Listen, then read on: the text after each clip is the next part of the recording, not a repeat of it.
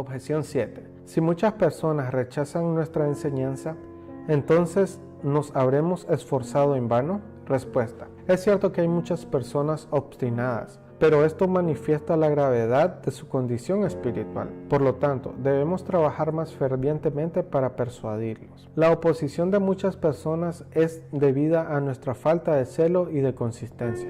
Algunos predicadores son tan arrogantes que la gente rechaza su enseñanza. Si nuestro pueblo carece de entusiasmo, esto no es excusa para nosotros. Todos aquellos que menosprecian nuestro ministerio solo incrementan su culpa. Si nosotros rehusamos realizar nuestros deberes, seremos culpables. Aquellos que rechazan nuestro ministerio nos permiten ocupar más tiempo con aquellos que lo aceptan, y así ellos pueden ser más beneficiados. Objeción 8. Si la predicación es el método principal que Dios ha ordenado para la conversión de los pecadores, entonces, ¿por qué es necesario enseñarles individualmente?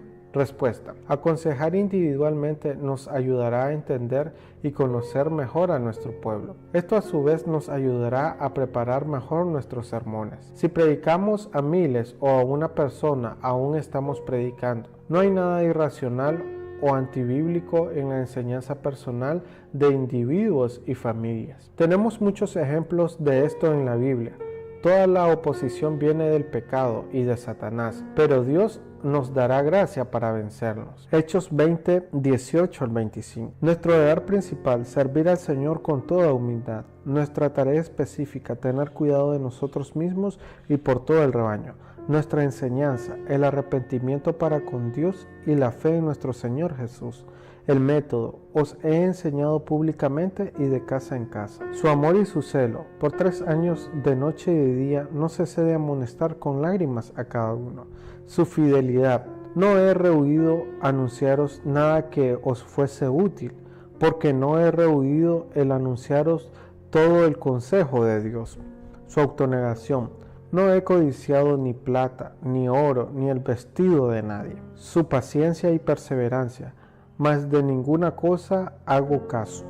Su oración ferviente.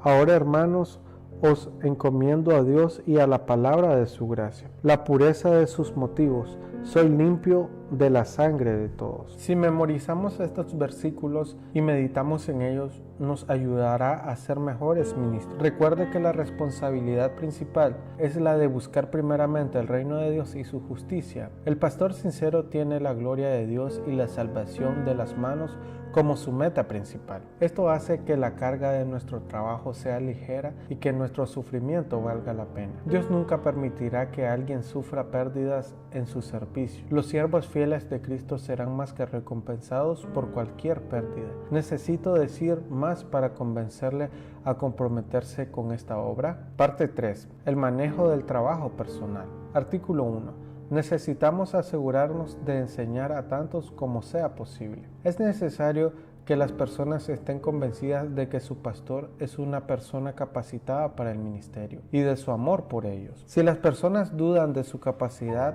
entonces no valorarán sus enseñanzas. Si la sinceridad de su amor es cuestionada, entonces no le tendrán confianza. Por otra parte, si ellos están seguros de su capacidad y de su amor, entonces respetarán sus consejos. Si los ministros se esforzaran más para ganar los afectos de su pueblo, entonces su ministerio sería más eficaz. Si tenemos oposición que no ha sido ocasionada por ninguna falta nuestra, entonces debemos continuar enseñando con paciencia y humildad. Pero si nosotros tenemos la culpa, debemos hacer todo lo posible para poner las cosas en orden. Si después de todo las personas aún se oponen a nosotros, es mejor dejarlas y permitir que otros traten de ayudarles. Después de haber ganado el amor y el respeto de nuestro pueblo, entonces debemos mostrarles los beneficios de la enseñanza personal.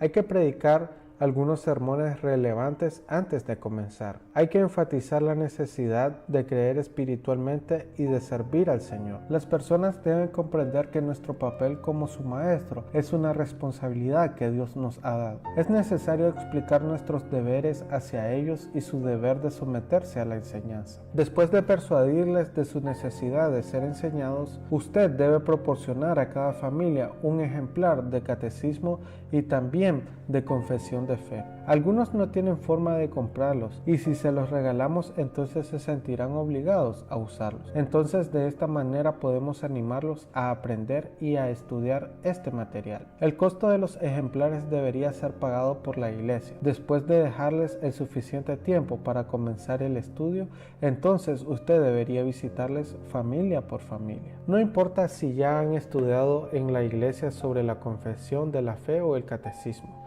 Algunas personas de edad mayor pudieran tener dificultades para recordar ciertas partes, pero esto no importa, a condición de que entiendan su significado. Si algunas familias son grandemente ayudadas por este estudio, esto animará a otros a comenzarlos. Artículo 2. ¿Cómo trabajar eficazmente? Catequizar no es tan fácil como muchos piensan.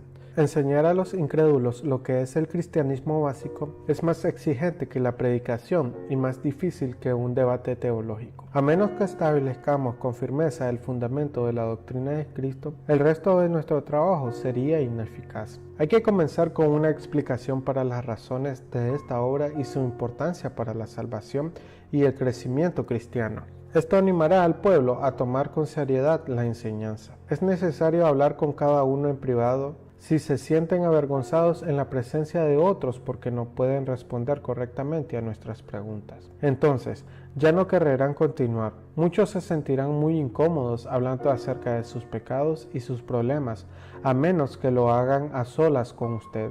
Sin embargo, cuando usted está hablando con una mujer, siempre deberá estar presente otra persona, de preferencia un miembro de su familia. Hay que comenzar tratando de averiguar cuánto han comprendido del catecismo y la confesión de fe. Si ellos tienen dificultades en el aprendizaje, hay que animarles, por ejemplo, a comenzar memorizando los 10 mandamientos, las bienaventuranzas, etc. Es necesario averiguar cuánto han entendido de las verdades más importantes. Por ejemplo, comience preguntándoles acerca de los puntos que ellos consideran más relevantes para sí mismos. Pregunte algunas cosas sencillas como, por ejemplo, ¿qué pasa después de la muerte? ¿Cuál es el castigo del pecado? ¿Cuál es el remedio divino para el pecado? Etcétera.